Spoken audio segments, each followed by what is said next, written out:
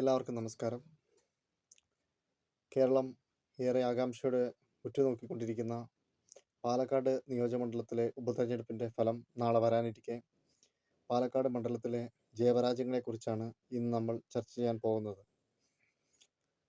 മത്സരരംഗത്ത് കോൺഗ്രസിനായി Shri Rahul മാങ്കൂട്ടവും BJPക്കായി C കൃഷ്ണകുമാറും ഇടതുപക്ഷ ജനാധിപത്യ മുന്നണിയുടെ സ്വതന്ത്ര സ്ഥാനാർത്ഥിയായി Dr. P. സരിനുമാണ് മത്സരരംഗത്തുള്ളത്.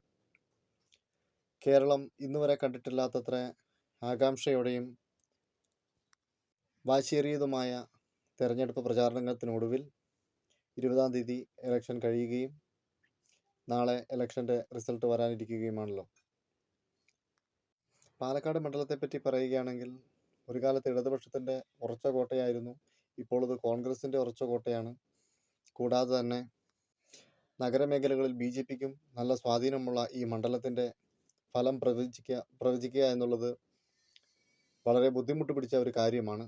എന്നിരുന്നാലും പാലക്കാട് നിയോജകമണ്ഡലത്തിൽ UDFൻ്റെ സ്ഥാനാർത്ഥി 6500 മുതൽ 7500 വരെ വോട്ടിന് വിജയിക്കും എന്നാണ് നമ്മുടെ കണക്കൂട്ടൽ. Thank you.